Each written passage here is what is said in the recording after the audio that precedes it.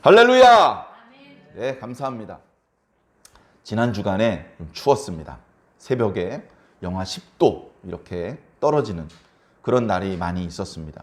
물론 우리나라가 큰 나라는 아니지만 훨씬 더 추웠던 지역도 있고 조금 덜 추웠던 지역도 있지만 우리가 살고 있는 전라북도 기준으로 말씀드렸을 때 지난 한 주간 동안 제법 추웠습니다. 그래, 어제부터 날이 좀 풀리기 시작해서 오늘은 좀 온화하고, 그리고 일기예보를 보면 앞으로는 영하 10도 막 이렇게 엄청나게 기온이 떨어지는 일은 좀 없다고 합니다. 벌써 2월이 다 끝나고 3월이 되어서 그런지 이제 그런 강추위, 막 롱패딩 두툼한 파카에 귀마개에 막 이렇게 하고 다녀야 되는 일은 이제 어느 정도 좀 지나간 것 같습니다. 교회에도 이제 부활주일을 앞둔 사순절이 다음 주 수요일 날 시작되기 때문에 현수막을 새로 설치를 했는데요. 벌써 시간이 흘러서 2022년도가 출발한 것이 바로 어저께 같고 그저께쯤 송구영 신리를 드렸나 그런 느낌인데 아차하는 사이에 시간이 흘러서 벌써 3월을 코앞에 두고 있습니다.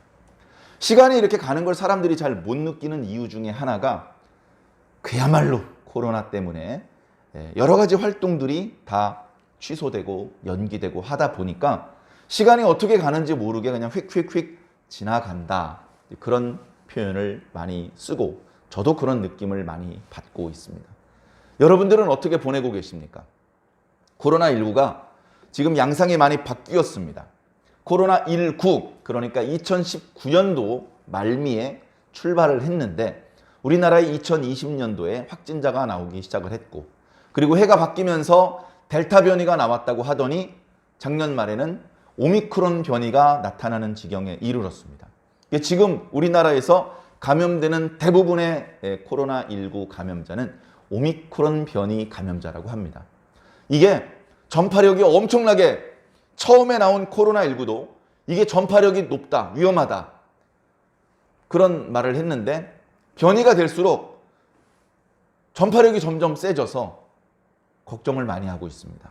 실질적으로 확진자 숫자를 아직도 발표를 하고 있는데 그 숫자가 전에는 몇백 명, 몇십 명, 그러다 1000명대가 되면서 이게 웬일이야 그랬는데 지금은 10,000명대가 훨씬 넘어가고 있고 더 많아질 수도 있다라고 합니다. 그런데 숫자가 많아져도 당국에서도 또 국민들도 크게 걱정하지 않는 것은 이 오미크론 변이는 그렇게 위험하지 않다. 병원성이 그렇게 크지 않다. 그래서 가벼운 감기 정도 앓는 정도로 지나간다. 이제 그렇게 알려져 있기 때문에 그렇습니다. 자, 어찌되었건 지금 확진자가 몇 명이 나왔건 지금 방역 수칙이 어떻게 되어 있건 그런 것과 상관없이 이렇게 교회 출석을 해서 예배를 드리는 성도 여러분 정말 멋지십니다. 정말 대단합니다. 저는 제가 멋진 거 원래 알고 있었는데요. 여러분들은 정말 대단하신 것 같습니다. 멋지다고 잘생겨서 멋진 것이 아니고요. 코로나19가 있던 영하 20도로 떨어지던 폭설에 지진이 나던 무조건 교회에 출석해서 예배를 드리는 바로 그 믿음의 모습, 그게 멋지다는 겁니다. 좀 저와 여러분들은 좀 멋지실 필요가 있습니다. 물론 경우에 따라서 그렇게까지 멋지기 어려운 상황이 있을 수 있습니다. 살다 보면. 전 믿음이 좋으니까 주일 예배 한 번도 안 빠졌을 것 같죠? 군대 가보세요. 몇 달씩 빠져야 됩니다. 그런 어쩔 수 없는 일이 살다 보면 생길 수 있어요. 그래, 저처럼 멋지게 어떤 일이 발생되어도 주일 예배를 지키는 사람만 믿음이 좋고 그 나머지는 형편없느냐? 그렇지는 않습니다. 그래, 지금 이제 교회 출석을 못 하시고 영상으로 예배를 드리는 분들 정말 멋지신 분입니다. 크게 TV 모니터로 말씀을 듣고 계신지 또는 조그만한 핸드폰으로 말씀을 듣고 계신지 그것까지는 잘 모르겠습니다만 최선을 다해서 집중해서 하나님 앞에 경건하게 예배를 드려주시기를 부탁을 드립니다. 이렇게 예배를 드리는 성도들은 멋진 것입니다. 사람끼리 집사님 좀 멋진 것 같아, 그게 아니고요. 하나님께서 멋지다고 인정해 주시는 거예요. 나는 좀 입고 온 옷이 이렇게 명품도 아니고 싸구려인데 그냥 단정하게 입고 왔을 뿐인데 비싼 옷도 아니고 괜찮아요. 최고로 멋쟁입니다. 저와 여러분들은 사람의 칭찬, 사람의 인정과 무관하게 하나님의 칭찬에 더 관심을 많이 갖는 그런 사람이 되었습니다. 그러니까 예수님을 믿기 전에, 믿음의 세계에 들어오기 전에 가지고 있던 가치관이 많이 달라진 것이죠. 예전에 믿음이 없을 때, 그때 우리가 일요일을 생각하는 개념하고 지금하고는 너무나 많이 달라졌습니다. 예전에 교회 다니기 전에도요, 예수라는 이름은 들은 적이 많이 있습니다. 근데 그때 들었던 예수라는 이름의 느낌하고 지금 내가 예수님 하고 부르는 그 느낌은 완전히 다른 것이죠. 그래서 우리 신앙은 이렇게 좋은 쪽으로 계속 변화가 이어져야 할 줄로 믿습니다. 오늘 사모님께서 기도하신 내용 중에 공감되는 내용이 있어서 잠시 말씀을 드리겠습니다.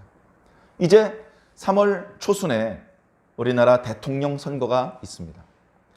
어떻게 보면 선거 막바지 기간이죠. 이제 며칠 안 남았어요. 20일도 안 남았습니다. 그런 상황이다 보니까 무슨 TV에 신문에 전부 다 선거와 관련된 이야기들이 대부분을 차지하고 있습니다. 또 우리가 선거를 여러 번 경험하다 보면 압도적으로 벌써 이제 당선이 거의 확정된 정도로 한 사람이 이제 지지율이 아주 높은, 거의 결정이 난 것 같은 이제 그런 선거도 있는데, 이번 선거는 그야말로 엎치락 뒤치락입니다. 이게 만약에 스포츠 경기였다면 아주 흥미진진한 재미있는 스포츠 경기라고 말할 수도 있을 것 같아요.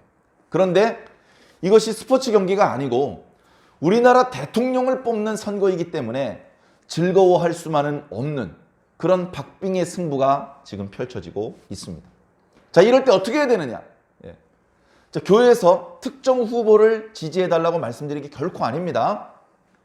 제가 이렇게 여러 뉴스 보도 같은 것을 들어보니까 이번 대통령 선거는 그동안 전례가 없었던 아주 특징적인 그런 모습을 보이는 그런 선거라고 그런 말을 많이 들었습니다. 다시 말해서 내가 어떤 후보를 지지하는데 그 후보가 좋아서 지지하는 게 아니고 상대 후보가 싫어서 이 후보를 지지한다는 거예요. 그럼 그 상대 후보를 지지하는 사람은 어떠냐? 역시 이쪽 후보가 싫어서 저쪽 후보를 지지한다는 거예요. 저쪽 후보가 너무 좋아서 지지하는 사람은 많지 않답니다. 거의 대부분의 사람이 그래도 저쪽 후보가 되는 것보다는 이쪽 후보가 나아, 이런 생각을 하면서 투표를 하는 그런 사람들이 엄청나게 많은 선거라고 합니다. 사실은 이런 선거가 되면 걱정이 많습니다. 왜냐하면 누가 당선되더라도 그 당선된 대통령을 싫어하는 국민들이 엄청나게 많은 거예요.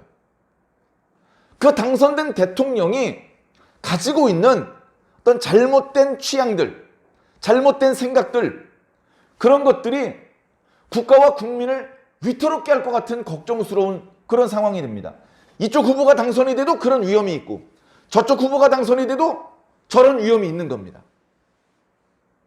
그래서 흥미진진한 재미있는 드라마나 스포츠 경기라고 생각할 수만은 없고 사실은 매우 걱정스러운 상황이죠. 여러분들 속상하다고 투표를 안 하는 그런 분은 없기를 바랍니다. 꼭 투표를 해주시고 가능하면 사전 투표보다는 투표 당일날 투표를 해주시기를 부탁을 드립니다. 소중한 한 표를 꼭 행사를 해주십시오. 자, 그런데 제가 드리고 싶은 말씀은 이겁니다. 이 사람이 당선이 돼도 걱정스럽고 저 사람이 당선이 돼도 걱정스러운 상황이라면 우리 예수 믿는 사람들은 이런 선거와 관련해서 어떤 생각을 해야 되고 어떤 행동을 해야 되느냐. 우리 예수 믿는 사람들이 걱정이 많습니다. 이 사람이 당선돼도 저 사람이 당선돼도 걱정이 많습니다. 그런데 걱정하는 모습은 믿음의 모습이 아니에요. 신앙인의 모습이 아닙니다. 걱정, 염려, 근심, 불신자의 모습입니다. 우리가 신앙이 있다면, 우리가 예수님을 믿는 사람이라면 걱정하고만 있으면 안 되죠. 이 걱정스러운 문제를 예수님께 말씀을 드려야 됩니다. 예수님, 전지전능하신 분이니까 이미 다 알고 계시겠지만 걱정이 많습니다. 지도자를 잘 뽑아야 되는데 이 지도자 한 명 때문에 국가와 국민의 엄청난 영향을 줄 수도 있는데, 우리나라가 크게 발전될 수도 있고 그동안 쌓아 올린 걸 다 무너뜨릴 수도 있는데, 주님 걱정입니다.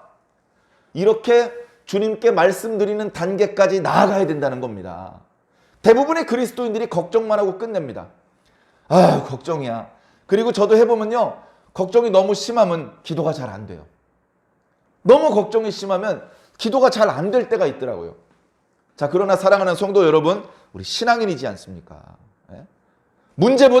문제를 해결해 주시는 예수님의 능력이 더 크다는 것을 믿고 있는 신앙인 아닙니까? 그러니까 문제에 걸려 넘어지지 말고 문제보다 더 크신 예수 그리스도를 붙잡아야 됩니다. 주님! 아, 이거 걱정입니다. 주님, 아무래도 주님께서 강력하게 도와주셔야 되겠습니다.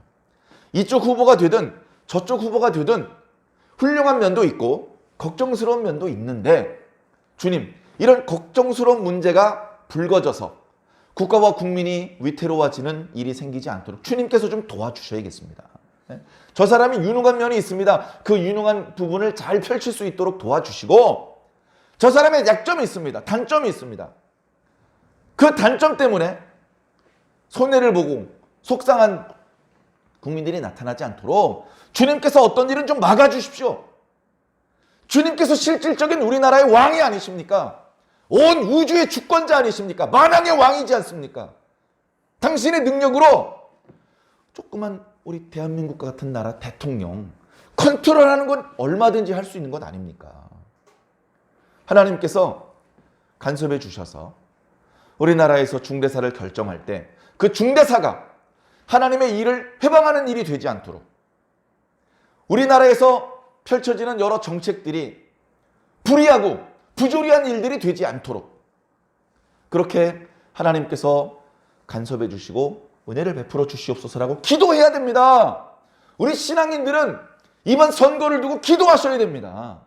아무개 후보가 당선되게 해주십시오 기도하는 것보다, 누가 당선이 되더라도 하나님께서 그 당선 이후에도 계속해서 그 대통령을, 그리고 우리나라와 우리 국민을 보살펴 주시고 지켜주시고 바른 길로 갈 수 있도록 인도해 주시옵소서라고 기도하셔야 됩니다. 그래서 오늘 또 예수님의 귀한 말씀, 누가복음의 말씀을 읽고 이 말씀을 중심으로 은혜를 나누겠지만, 선거라는 중대사를 앞두고 사랑하는 성도 여러분, 근심하거나 이런 말 저런 말에 휩쓸려서, 가짜 정보도 있고 지자 정보도 있겠죠. 그런 말 들으면요 막 신나지 않습니다. 마음이 불편해집니다. 그 마음의 불편한 상태에서 멈추지 마시고 그 문제를 가지고 주님 앞에 오십시오. 주님 앞에, 주님의 보좌 앞에 와서 무릎을 꿇으십시오. 입 다물고 계시지 말고 입을 여십시오. 하나님, 제가 마음이 불편합니다. 이건 제가 풀 수 있는 문제가 아닙니다. 주여, 우리를 불쌍히 여겨주시옵소서. 우리 교회를, 우리 성도를, 우리나라와 우리 국민들을 불쌍히 여겨주시옵소서. 21세기에 선교사를 파송하고 주님의 뜻을 완성시키기 위해서 헌신한 우리 대한민국, 우리 한국교회, 하나님께서 지켜주시옵소서. 이 땅에 복음의 씨를 뿌리신 분이 주님 아니십니까? 여기서 이 복음의 싹이 꺾여야 되겠습니까? 주님께서 지켜주시옵소서. 주님께서 인도해 주시옵소서. 기도할 제목은 무궁무진합니다. 기도하다 보면 영적인 감각이 깨어나고 감아졌던 눈이 떠지고 바르게 분별할 수 있는, 그래서 어떻게 기도해야 되는지 주님께서 깨닫게 해 주실 것입니다. 그래서 선거를 앞두고 특정 후보를 지지하기 위한 기도 모임보다는 우리나라를 위해서, 우리나라 교회를 위해서 기도하는 그런 저와 여러분들이 되기를 바랍니다. 예전처럼 교회 모이세요. 교회 모여가지고 우리 기도합시다. 찬송 부르고 말씀 듣고 기도하고 끝나고 밥 먹고 이런 건 못해요. 그런 건 할 수 없습니다. 줌이라든가 유튜브라든가 이런 SNS를 통해서 예배나 집회, 기도 등을 이제 시도해 보는데 모였을 때처럼 감동이 되거나 집중이 되거나 뜨거워지지 못해요. 한계가 있습니다. 그래서 무척 영적으로 어려운 때입니다.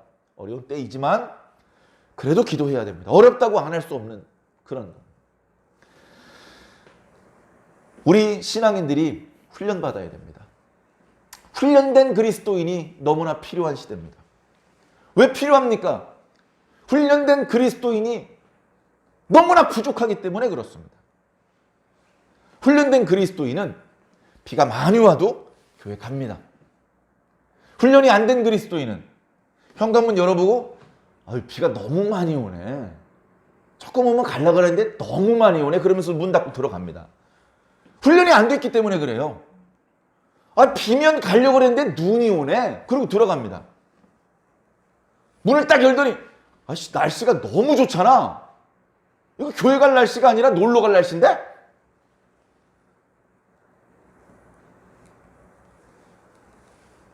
훈련이 돼야 됩니다. 훈련. 주일날 예배 드리러 가는 거 훈련이 돼야 돼요.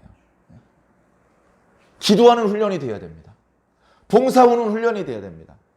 헌금을 할 때 고민합니다. 고민. 주머니에 동전이 딸랑딸랑 소리를 내면서 고민합니다. 이 동전 중에 하나를 낼까? 아니면 1,000원 지폐를 하나 꺼낼까? 고민을 합니다. 그 1,000원 지폐 헌금하면서 그렇게 오랜 시간 고민한 이유가 뭡니까? 훈련이 안 돼서 그런 거예요. 훈련이 안 돼서 그런 겁니다. 훈련이 된 사람은 그거 헌금하는데 고민하지 않습니다. 훈련이 돼 있거든. 사랑하는 성도 여러분, 여러분들은 얼마나 훈련이 되어 있습니까? 기도하라고 해야 기도하고, 전도하라고 해야 전도하고, 교회 오라고 해야 교회 오고, 찬송 부르라고 해야 찬송 부르고, 그런 성도도 있고, 그런 말 안 해도 벌써 기도하고 있어. 그런 말 안 해도 기도하고 있어. 전도하라고 안 했는데 벌써 친구를 데리고 오고 있어. 찬송하라고 안 했는데 운전하면서 흥얼흥얼 찬송을 부르고 있어. 그런 성도가 되셔야 됩니다. 예? 언제까지 시켜서 하겠습니까? 스스로 내켜서 우러나서 해야죠. 우러나서. 가슴 속에 뜨거운 게 있으면요. 이게 뚜껑으로 눌러지지가 않잖아요. 달그닥 거리잖아요. 그런 뜨거움이 우리 속에 있어야 됩니다. 그런 게 있는 분들은 감사하시길 바라고요. 그런 게 좀 약하신 것 같은 분들은 그런 뜨거움을 달라고 주님께 기도해 주시기를 부탁을 드립니다. 훈련된 주의 종이 돼야 돼요. 자, 주님께서는 성도들이 훈련되는 것에 대해서 관심이 많습니다. 성도들이 그냥 무늬만 성도고 실질적으로는 성도 구실을 못하는 그런 성도가 되기를 조금도 바라지 않습니다. 제자가 될 거면 제자다운 제자가 되고 성도가 될 거면 성도다운 성도가 되기를 주님께서 간절히 바라고 계십니다. 그렇기 때문에 그 제자들을 위해서 그 성도들을 위한 말씀들이 많이 있는 거예요. 여러분, 요즘에는 코로나 때문에 많이 그런 행사가 사라졌습니다만 과거에 교회들마다 집회를 많이 했습니다. 집회라고 하면 교회에서 평소에 드리는 공예배, 주일예배, 3일예배, 금요예배, 새벽예배, 그 예배 이외의 시간에 예배를 드리는 것이죠. 주일 저녁 7시 반에 예배가 있는데 이번 주에는 주일, 월요일, 화요일, 수요일까지 연결해서 4일 동안 부흥성회를 하겠습니다. 부흥집회를 하겠습니다. 이런 행사를 개최해서 현수막도 걸고 또 성도들도 다 출석하게 하고 친구들도 전도하게 하고 그리고 그 교회 목사님 말고 더 많은 그 성도들이 잘 알고 존경하는 유명한 목사님들을 초대해서 그분에게 말씀을 부탁드리기도 하고 그런 다양한 집회들이 있었습니다. 근데 그 집회가 크게는 두 종류의 집회가 있습니다. 하나는 아직 예수님을 영접하지 않은 불신자들을 예수 복음을 제시해 주고 예수님을 믿는 믿음의 세계로 들어오게 만들기 위한 전도 집회가 있습니다. 전도 집회. 모든 집회가 전도 집회냐? 아니에요. 그 집회의 대상자가 불신자가 아니고 이미 예수님을 믿는 성도들을 대상으로 한 집회가 있습니다. 이미 예수님을 믿어요. 그러니까 예수님을 믿으라고 막 열을 올릴 필요는 없죠. 그러나 예수님을 믿긴 믿는데 어떤 처음 믿었을 때 그 첫사랑, 뜨거움, 열정 이게 조금 식었어. 열기가 좀 식었어. 열심이 좀 식었어. 그렇게 식었고 위축되었고 이렇게 좀 둔해진 그런 성도들을 다시 부흥시키는 거. 그래서 그걸 부흥집회라고 합니다. 부흥집회는 불신자들을 대상으로 하는 게 아니에요. 이미 예수님을 믿는 성도들에게 여러분 힘내십시오. 조금만 더 힘내십시오. 어려우십니까? 기도하십시오. 주님께서 반드시 도와주실 것입니다. 제가 많이 어려웠습니다. 여러분들보다 더 큰 어려움이 저에게 있었습니다. 그러나 제가 기도했을 때 주님께서 저같이 연약하고 미련한 보잘것없는 이 소자의 기도를 주님께서 외면치 않으시고 제 기도를 들으시고 저를 도와주셨습니다. 그래서 제가 위기를 극복할 수 있었고 제가 이렇게 주의 종으로 쓰임을 받고 있습니다. 이렇게 열을 올리면서 여러 가지로 지쳐있고 약해져 있는 성도들에게 다시 한번 힘을 내고 다시 부흥시킬 수 있는 그런 성도들로 이렇게 세우는 그런 집회, 부흥집회입니다. 자, 성경의 말씀에 그런 많은 말씀들이 있어요. 예수님께서 많은 말씀을 주시지 않습니까? 예수님의 말씀의 방향이 항상 한결같지 않아요. 예수님의 말씀이 불신자들을 향해서 천국 복음을 외치는 것으로부터 시작을 하셨습니다. 사람들이 예수님을 모르기 때문에 예수님께서 아무리 목청 돋우어서 말씀을 외치셔도 사람들이 주의를 기울이지 않습니다. 그래서 처음에는 사람들이 모여있는 회당에 들어갔습니다. 예수님께서 유대인이시기 때문에 회당에 들어갈 만한 충분한 자격이 되시고 그날 회당 때 뭔가 설교를 할 만한 서기관이나 그런 자원자가 없을 경우에는 예수님께서 제가 오늘 몇 말씀 드리겠습니다. 손을 들으면 회당장이 젊은 분이 좋습니다. 오늘 한번 당신의 말씀을 한번 들어보겠습니다. 이렇게 기회가 허락되기 때문에 그 상황을 잘 활용하셔서 주님께서 말씀을 전하셨죠. 그 회당에는 처음에는 제자 한 명도 없었습니다. 예수님 혼자였어요. 처음에는. 그래 거기서 말씀을 전하는데 말씀을 들을 때 사람들이 야 말씀에 권위가 있다. 야 젊은 사람 같지가 않아.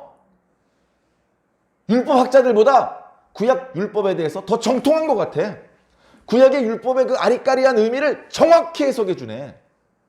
그리고 설교가 어렵질 않아. 쉬워.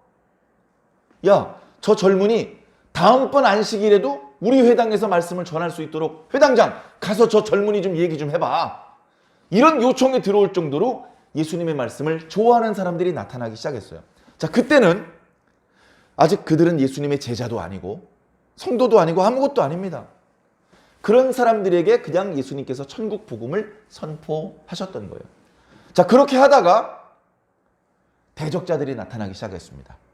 안식일날 병을 고치고 또 여러 가지 율법에 첨예한 그 주제에 대해서 충돌이 일어납니다. 그러면 예수님께서 자신을 좋아하고 자신의 말씀을 즐겨 듣고 자신을 선지자로 메시아로 믿어주는 사람들에게만 이야기를 하신 것이 아니고 자신을 믿어주지 않는 서기관과 바리새인들과 사두개인들, 율법학자들 이런 사람하고도 논쟁을 많이 했어요. 누가복음에는 그런 장면들이 많이 나오지 않습니다. 그 대화가 길게 이어지지 않습니다. 그런데 요한복음을 보면 꽤 길게 예수님께서 유대인들과의 논쟁이 이어지는 그런 장면들이 많이 나타납니다. 예수님께서 얘기해줘봤자 알아듣지도 못하네 하면서 상대를 안 해주셔도 되는데 요한복음을 보면 예수님께서 그들과 꽤 끈덕지게 길게 이야기를 이어나가 주십니다. 그러니까 예수님께서 말씀을 전하시는 방향이 무리들, 회당에 모여있는 사람들 또는 빈들에 모여있는 사람들에게 말씀을 전하시는 것과 또는 바리새인들 또 율법학자들 질문하러 온 사람들 누구네 집에 초대를 받았을 때 그런 상황에서 말씀을 꺼내실 때 말씀의 주제가 달라지죠. 그리고 예수님의 말씀은 그런 유대인들 또는 무리들에게만 말씀을 전하신 것이 아니고 그들에게 말씀을 전하시는 사이사이에 사실은 더 많은 시간 아주 가까이 있는 제자들에게 말씀을 전해 주셨습니다. 예수님의 가장 가까이에는 12제자가 있었죠. 우리가 잘 아는 것처럼. 근데 예수님의 제자가 12명이 끝이냐? 그렇진 않습니다. 누가복음에서도 나타나지만 70명의 제자가 있어서 전도 여행을 다니기도 했었습니다. 그럼 예수님의 제자가 70명이 끝이냐? 아니요. 수백, 수천 명이라고 할 수 있는 많은 제자들이 있었습니다. 물론 그 제자들은 예수님께서 어느 동네를 가시든지 도시락 싸들고 쫓아다니면서 따라다녔던 제자들은 아닙니다. 그건 12명밖에 없죠. 여인들 몇 사람하고. 그러나 자기 동네에 오셨을 때만큼은 만사를 제쳐놓고 주님의 말씀을 듣고 주님의 필요를 채워드리는 그런 제자들이 상당히 많이 있었던 것입니다. 그러면 예수님께서는 그렇게 자기를 따라다니고 오랫동안 자기가 기도하는 모습, 병을 고쳐주는 모습, 말씀을 전하는 것, 그런 것들을 경험했던 제자들이 정말 뛰어난 제자가 되기를 바라셨어요. 너 보니까 너 1년짜리다, 1년짜리. 무슨 말씀입니까? 몰라도 돼. 너 1년 작신나게 부려먹고 너나 배신하고 떠날 너 1년짜리 제자야. 이렇게 생각하지 않으시고 지금은 부족한 부분들이 있지만 너희들이 나의 권면을 듣고 계속해서 나와 함께 기도하고 말씀을 듣다 보면 너희들이 뭔가 깨닫고 변화가 되어서 진짜 멋있는 제자, 단순한 제자를 넘어서 이제 교회 공동체를 이끌어갈 수 있는 사도가 될 수 있는 그런 하나님의 종이 되기를 주님께서는 바라셨습니다. 그러다 보니까 예수님께서 그 제자들을 위해서 권면해 주시는 말씀들이 의외로 많이 있습니다. 예수님의 말씀 쪽에 불신자들, 예수님을 믿어야 되는 사람들, 하나님의 율법의 의미를 바르게 깨달아야 되는 사람들에게 던져주시는 말씀도 많이 있지만 제자들만 따로 모아놓고 야 이건 너희들한테만 해주는 얘기야. 야 십자가 질 때 그렇게 지면 되겠니? 목숨 걸어야 된단다. 뭐 이렇게 믿음이 약하고 예수님의 말씀을 오랫동안 들어보지 못한 사람들이 들었다가는 상처가 될 수도 있는 그런 표현들을 가까이 있는 제자들에게는 해주신 거예요. 그 제자들 그 이해하기 어려운 말씀 듣고 실족해서 콱 죽으라고 주신 말씀이 아니고 그 믿음이 더 좋아지라고 끝까지 좋은 제자로 남으라고 끝까지 하나님께 선택받고 쓰임받는 그런 좋은 하나님의 일꾼이 되라고 말씀 주시는 거예요. 네? 자, 그런 측면에서 오늘 누가복음 17장 말씀도 제자들하고만 있을 때 제자들에게 권면해 주신 말씀입니다. 하나님은, 예수님은 이렇게 이미 믿음의 세계에 들어온 우리들이 바른 분별력을 가지고 계속해서 점점 더 좋은 성도, 점점 더 좋은 제자가 되기를 원하시고 그런 말씀들을 주십니다. 사도 바울의 글, 사도 바울이 편지를 썼습니다. 불신자한테 보냈습니까? 교회에 보냈습니다. 그들 예수 안 믿어서 예수 믿으라고 썼습니까? 예수 믿고 있는데 좀 더 분발하라고, 좀 더 열심 내라고, 깨어 있으라고 믿는 자들이 더 잘 믿는 자가 되게 하기 위해서 사도가 편지를 썼습니다. 구약에 하나님께서 보내신 선지자들 누구에게 보내셨습니까? 이방인들에게 보내셨습니까? 요나는 이방인에게 갔었습니다. 그러나 그 나머지 모든 선지자들은 모두 아브라함의 자손들에게 보냄을 받았습니다. 하나님께서는 이미 당신의 백성이 되었고 이미 당신의 성도가 된 사람들에게 관심이 많아요. 물론 그 세계에 들어오지 못한 사람들 중에서도 잃어버린 양들이 있어서 그들을 구제하고 그들을 건져내고 구원해내야 됩니다. 전도가 소홀하다, 그것 별로 중요한 게 아니다라는 말씀을 드리는 것이 아닙니다. 예수님께서 늘 잃어버린 영혼들에 대해서 생각을 하고 계셨고 안타까운 마음을 품고 계셨던 것처럼 우리도 우리 주변에 아직 예수를 그리스도로 영접하지 못한 사람들을 불쌍히 여기면서 그들을 어떻게 하면 주님께 이끌 수 있을까 기도하면서 지혜롭게 그들을 주님께 인도해야 되죠. 그러나 그것이 중요한 만큼 이미 주님을 그리스도로 영접한 성도들에게 주님께서는 큰 관심을 가지고 계시고 그들이 몇 년 믿다가 좌절할 성도가 아니라 배반할 성도가 아니라 끝까지 하나님 편에 남겨져서 기어이 그 큰 축복을 받는 사람이 되기를 바라신다는 겁니다. 자, 오늘 말씀에 이런 말씀으로 시작됩니다. 실족해하는 일이 없을 수는 없으나, 이거 참 어려운 말입니다. 실족하는 일이 있을 수밖에 없다는 겁니다. 그러나 네가 실족하거나 실족시키는 역할을 하면 안 된다. 하나님께서 진노하신다. 실족하는 것은 우리가 흔히 이렇게 생각해 볼 수 있습니다. 뭔가 빈정상하게 만들어 상처를 줘. 그래가지고 교회를 떠나게 만들고 예수님을 떠나게 만드는 것. 이거를 이제 실족시킨다라고 우리가 이제 그렇게 그 의미를 이해를 하고 있습니다. 그런 경우도 있고 조금 다른 경우도 있는데요. 실족하면 어떻게 되느냐? 그 사람의 육체만 죽는 것이 아니고 영혼도 죽습니다. 그러다 보니 실족시키는 것, 실족시키는 말고 차라리 연자맷돌을 그 목에 매달아서 물에 던지는 게 좋다. 연자맷돌은요, 여인이 혼자 힘으로 돌릴 수 있는 맷돌을 뜻하는 것이 아니고 힘이 좋은 나귀가, 경우에 따라서는 여러 마리가 굴려야 되는 거대한 돌, 그것이 굴러가면서 곡식들을 빻는 그런 큰 맷돌을 뜻합니다. 그 큰 돌덩어리를 자기 목에다 묶은 다음에 물에다 던지면 어떻게 되겠습니까? 아무리 힘이 좋고 수영을 잘해도요, 그 물에서 벗어나올 수 없고 빠져 죽는 겁니다. 그렇게 하면 육체는 죽겠지만 영혼은 차라리 구원시킬 수 있지 않겠느냐. 그러니까 즐겨 이 사람 저 사람 연자목 그 맷돌에다 묶어가지고 물에다 던지라는 뜻이 아닙니다. 실족시키지 말라는 겁니다. 실족당해도 화고, 실족시켜도 화이기 때문에 그렇습니다. 예수님께서 거듭해서 말씀하십니다. 얘들아, 조심해야 된다. 조심해야 된다. 뭘요? 실족시키지 않을 수 있도록 조심해야 된다. 실족해도 안 되고 실족시켜도 안 되고. 자, 그러면서 구체적인 방법을 몇 가지 알려주십니다. 실족하는 건 큰일이에요. 죽고 사는 문제입니다. 그런 엄청난 위험한 상황이 되기 전에 작은 위험한 상황일 때 미리 예방을 해야 되는 것이죠. 자, 형제가 같은 신앙의 형제예요. 그가 주님의 제자고 또 교회 성도예요. 근데 죄를 범하려고 해요. 죄를 범했어요. 어떻게 해야 되겠습니까? 모른 척하면 실족시키는 거예요. 누가 죄를 범했는데 야, 너 왜 죄지어? 이렇게 말하면 실족할 것 같잖아요. 그죠? 물론 지혜롭게 말해야죠. 예배 시간에 누가 졸고 있습니다. 다 옆에 성도들이 좌우에서 다 예배를 드리고 있는데 꾸벅꾸벅 조는 성도가 있어서 뒤통수를 탁 후려 갈겨요. 일단 아프죠? 정신을 차리고 보니까 옆에 성도들이 희죽희죽 비웃습니다. 얼마나 불쾌합니까? 정말 교회 나오기 싫을 거예요. 내가 예수님은 버릴 수 없지만 이 교회는 안 다녀. 그런 마음이 들 수도 있을 것입니다. 그런 방법으로 범죄하는 형제를 책망하라는 게 아니에요. 지혜롭게 해야죠. 온유하게 해야죠. 그러나 방관하고 못 본 채하고 죄를 짓도록 내버려 두어서는 안 됩니다.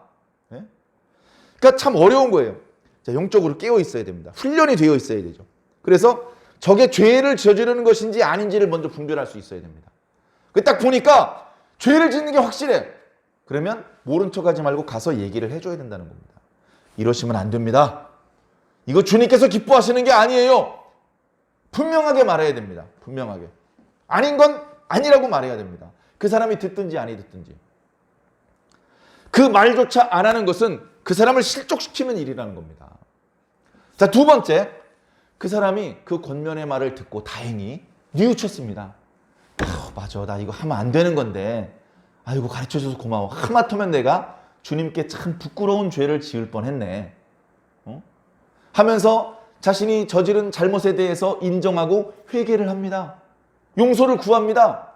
하나님께서 용서해 주실까요? 안 해주실까요? 용서해 주십니다. 근데 뭐가 문제죠? 형제들이 용서를 안 해줘.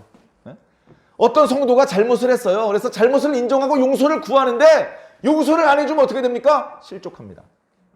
실족시키면 안 된다고, 실족시키지 않도록 조심하라고 그렇게 말씀하셨는데 그의 용서를 받아주지 않음으로 해서 그를 실족시킨다면 결국 또 마찬가지입니다. 잘못을 했으면 회개해야 되고 회개했으면 그게 진심이라면 받아줘야 됩니다. 용서해 줘야 됩니다. 그렇게 함으로 해서 개인도 살고 공동체도 사는 겁니다. 우리 중에 죄 없는 사람이 어디 있습니까? 회개할 필요가 없는 죄 있는 사람, 없는 사람이 어디 있습니까? 우리 모두는 자신의 잘못을 인정하고 회개해야 되고 주님께서 우리를 용서해 주셨듯이 우리도 옆에 있는 형제들을 용서해 주어야 됩니다. 그게 안 되면 교회 공동체 다 깨지는 거예요. 그 말씀을 듣고 제자들이 주님께 부탁을 드렸습니다. 주님! 우리의 믿음을 더하여 주시옵소서. 왜요? 믿음이 너무 작아. 형제를 용서해 주려면 큰 믿음이 필요할 것 같아. 지금 믿음으로서는 부족한 것 같으니까 지금 주신 주님의 말씀을 잘 지키려면 먼저 주님께서 우리들에게 좀 큰 믿음을 주시면 좋을 것 같아. 주님, 그 말씀대로 하겠습니다. 근데 지금 저희들의 믿음이 부족하니 큰 믿음을 주시옵소서. 주님 말씀하시기를 겨자씨만한 믿음만 있으면 충분히 할 수 있는 일이야. 저 자신만한 믿음만 있으면 범죄하려는 형제를 꾸짖을 수도 있고 회개하는 형제를 용서할 수도 있어. 저 자신만한 믿음만 있으면 할 수 있는 일이야. 그렇게 말씀을 하셨습니다. 그러고 보니 이게 다 믿음으로 되는 거예요. 믿음으로. 그 사람이 잘못을 저지르고 있는지 안 저지르고 있는지 분별할 수 있는 거 믿음으로 분별할 수 있습니다. 그 사람이 잘못을 저지르는 게 확인되었을 때 꾸짖고 그러시면 안 됩니다 라고 말할 수 있는 것도 믿음으로 말하는 겁니다. 주여 저 성도를 불쌍히 여겨주시옵소서. 제가 지금 저 성도에게 가서 꾸짖고 그 길로 가지 말라고 말하려고 합니다. 주님 저의 마음을 어루만져 주시옵소서. 제가 뭔가 이 얘기를 할 때 이렇게 거부감으로 받아들이지 않고 불쾌하게 받아들이지 않고 주님의 말씀으로 받아들여서 순하게 지금 하려는 잘못된 일을 멈출 수 있도록 주님 도와주시옵소서. 이런 믿음의 기도를 먼저 드리고 그리고 그를 꾸짖는 거죠. 그 꾸지람을 듣고 회개하는 거. 왜? 믿음이 있으니까 회개하는 겁니다. 그리고 그가 진심으로 회개했다고 믿고 용서해 주는 겁니다. 모든 것이 믿음으로 되는 일이에요. 그러니까 제자들이 핵심은 믿음이구나. 주여 우리에게 믿음을 주시옵소서라고 기도한 것은 너무나 지혜로운 부탁이었고 그러나 그들에게는 이미 그렇게 할 수 있는 믿음이 주어져 있었습니다. 오늘 저와 여러분들도 마찬가지입니다. 목사님 이 말씀은 순종하기 어려운 말씀인 것 같아요. 아니요. 이 말씀 충분히 순종할 수 있는 믿음을 주님께서 이미 주셨습니다. 주셨는데도 그 믿음을 사용해서 이렇게 조심하지 않으면 실속시키는 일을 멈추지 않으면 형제가 잘못하고 있을 때 방관하면 형제가 용서를 구할 때 용서해 주지 않으면 실족시키는 죄를 범하는 게 되는 것이기 때문에 잘못하는 것이죠.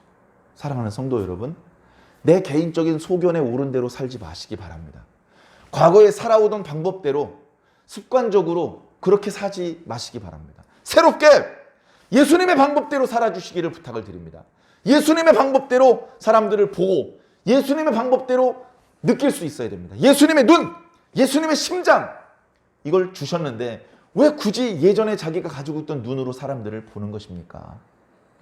자, 이어지는 말씀에 보면 이런 이야기가 나타나고 있습니다. 예수님께서 아직 갈릴리를 멀리 떠나 나오지 못하셨나 봐요. 갈릴리와 사마리아 중간쯤 되는데 지도를 펼쳐보면 이스라엘 골짜기라고 하는 거기에 있는 동네들을 아직 벗어나지 못하고 계셨던 모양입니다. 예수님께서 어느 마을을 지나가고 계셨는데 갑자기 한 무리의 나병 환자들이 나타났습니다. 그들은 마을 안에 들어와 살 수 없는 자들이었습니다. 여러 가지 전염 또는 종교적인 부정함 이런 이유 때문에 마을 밖에 이렇게 소외된 채 힘들게 살고 있었는데 예수님이라면 우리의 병도 고쳐주실 수 있을 것이다. 그런 생각으로 마을 안으로 들어왔습니다.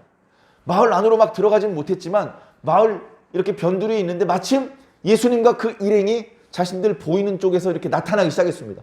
그러자 그들이 막 예수님 품 안에 달려가서 품에 안기고 그럴 수는 없었지만 멀찍이 서서 예수 선생님 여기 좀 봐주세요. 무슨 일이냐? 선생님 저희를 좀 불쌍히 여겨주세요. 나병 때문에 경제적으로 육체적으로 종교적으로 심리적으로 어마어마한 타격을 받았습니다. 그 서러움은 다 말로 할 수 없습니다. 주여 주님께서 우리를 불쌍히 여겨주지 않으면 누가 우리를 불쌍히 여겨주십니까? 주님께서 그들을 불쌍히 여겨주셨습니다. 그래서 가까이 가서 이름을 물어보고 손을 잡아주고 그러진 않으셨어요. 그러면 너희들 그 길로 제사장들한테 가라. 구약의 율법을 존중해 주신 것이죠. 그들이 나병이 걸린 것으로 확진되면 제사장이 나병 환자라고 선언을 합니다. 그러면 마을 밖으로 나가서 살아야 돼요. 그런데 보통의 경우는 낫지 않는데 특별하신 하나님의 은혜로 치료가 되면 자기 마음대로 마을 안으로 들어와서 살 수가 없습니다. 제사장한테 가야 돼요. 전에 여기 아팠었는데 다 고쳐졌습니다. 보십시오.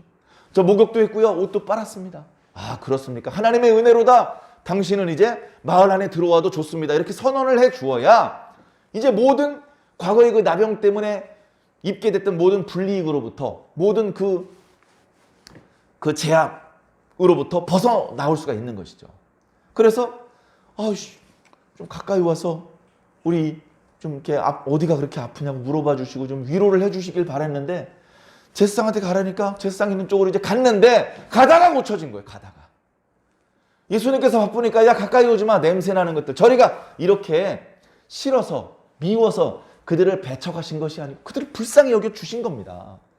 그 순간 예수님께서 가까이 오지 않으시고 우리를 야 제사장한테 가봐 하면서 다른 길로 예수님께서 가셨을 때 순간적으로는 섭섭했을지 모르지만 결국 그 예수님 때문에 자신들의 병이 고쳐진 겁니다.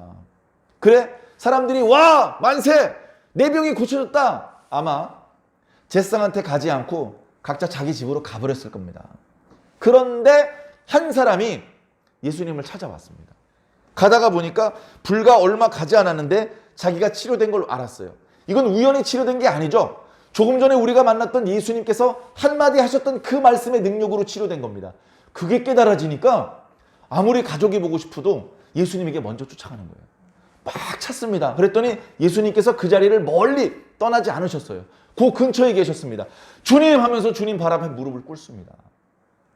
왜 주님 발 앞에 무릎을 꿇습니까? 처음 봤는데 감사하니까 무릎이 꿇어지는 거예요. 무서워서 무릎을 꿇은 게 아니고. 예수님께서 물어보십니다. 야, 너만 치료받았냐? 10명이 다 치료받은 거 아니었냐? 10명이 다 치료받았습니다. 10명이 다 치료받았는데 왜 너만 왔느냐? 하필 10명 중에 예수님 앞에 돌아와서 감사하는 이 사람은 사마리아 사람이다. 유대인들이 그렇게 무시하는 냄새나는 이방인이라고 무시하는 그 사마리아 사람만 하나님께서 베풀어 주신 은혜에 감사하고 있는 거예요. 나머지 9명은 사마리아 출신이 아니고 유대인 출신이었는데도 불구하고 하나님께서 베풀어 주신 은혜에 감사하지 않고 있었던 것입니다. 자, 말씀에 이제 그렇게 표현되고 있어요. 자, 15절에 그 중에 한 사람이 자기가 낳은 것을 보고 큰 소리로 하나님께 영광을 돌린다. 다른 9명은 큰 소리로 하나님께 영광을 안 돌리는 사람들이잖아요. 유대인 출신이면 뭐합니까? 하나님께 감사할 줄 모르는데. 그런데 오히려 유대인들이 무시하던 그 사마리아 사람은 하나님께 감사를 하고요. 하나님의 능력을 베풀어 주신 예수님 앞에 와서 무릎을 꿇습니다. 18절에 이 이방인 외에는 하나님께 영광을 돌리러 돌아온 자가 없느냐? 없네요. 그 무릎 앞에서 아직도 감사해서 무릎을 펴지 못하는 그 조금 전까지 나병 환자였던 그 사람에게 예수님께서 두려워하지 말고 평안히 가라. 네 믿음이 너를 구원하였다. 여러분, 무엇이 이 나병 환자를 그 나병이라고 하는 병의 어떤 속박으로부터 구원시켰습니까? 무엇이 나병 환자를 나병이라고 하는 속박으로 하나님의 능력이죠. 하나님의 능력으로 예수님의 능력으로 그 나병이라고 하는 속박으로부터 그를 건져준 겁니다. 근데 주님은 말씀하시는 거예요. 네 믿음이 너를 구원하였다. 믿음이 그를 구원한 것입니까? 굳이 표현을 하자면 믿음이 보조적인 역할을 했죠. 복음서의 기록을 보면 예수님께서 아무 때나 원하는 대로 능력을 막 다 행사하시는 것이 아니고 예수님께서 어렸을 때 유년기를 보냈던 고향 동네에서는 사람들이 예수님을 선지자로 인정해주지 않았기 때문에 능력을 행하실 수 없더라라고 그렇게 기록을 하고 있습니다. 그런가 하면 예수님을 믿으면 예수님께서 의도하지 않아도 예수님의 몸에서 능력이 나가는 일도 있었습니다. 그러니까 능력은 예수님의 능력인데 그 능력을 불러올 수 있는 보조적인 기능으로서 믿음이 필요한 것이죠. 믿음이 작은 게 아닙니다. 주님의 능력이 떨어졌나? 주님이 이빨이 빠졌나? 발톱이 무뎌졌나? 그거 걱정할 필요 없습니다. 주님의 능력은 지금도 충만하십니다. 문제는 주님의 능력이 떨어진 게 아니고 내 믿음이 떨어진 게 문제예요. 내 믿음이 문제입니다. 이 나병 환자는 믿음으로 자신의 병 고친 것을 깨닫자 하나님께 큰 소리로 영광을 돌렸어요. 이 나병 환자였던 사람은 믿음으로 예수님께 돌아왔어요. 믿음으로 예수님 앞에 감사를 드렸어요. 그리고 예수님에게 네 믿음이 너를 구원하였다는 축복의 말씀을 듣게 됐어요. 거기까지 나가야 됩니다. 제가 오늘 말씀 시작할 때 요즘 돌아가는 게 너무 걱정스러워. 걱정해야죠. 예?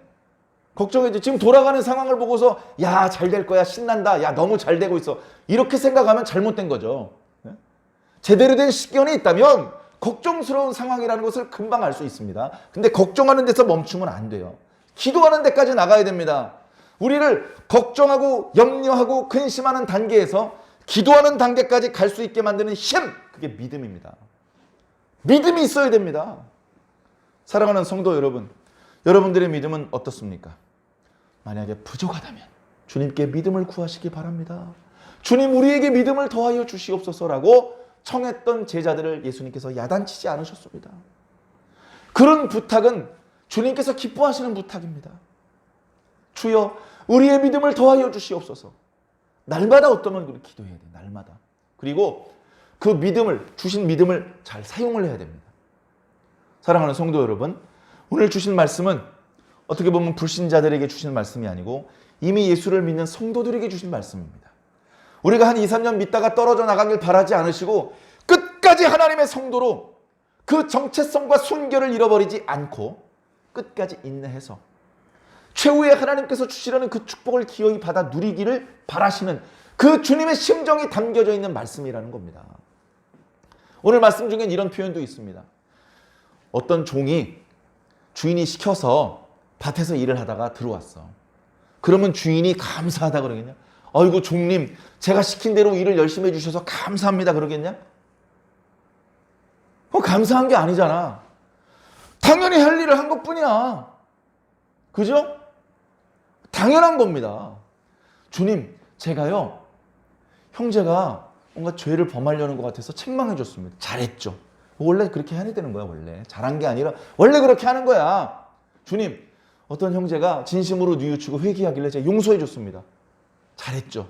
저 큰 공로 아니 상급 쌌네요. 아니, 그거 원래 그렇게 당연히 하는 거야. 당연히. 생각해봐. 너도 하나님께 용서받은 사람이잖아. 하나님께 용서받은 우리가 그걸 어떻게 갚겠어? 하나님을 용서해 줄 수 있어? 하나님은 죄가 없는데? 나의 죄를 용서해 주신 하나님의 은혜를 보답하는 길은 내 옆에 있는 형제들을 용서해 주는 방법밖에 없어. 그건 너무나 당연한 거야. 야, 너 5만 원 헌금했냐? 나 500만 원 헌금했어. 당연히 500만 원 헌금해야지.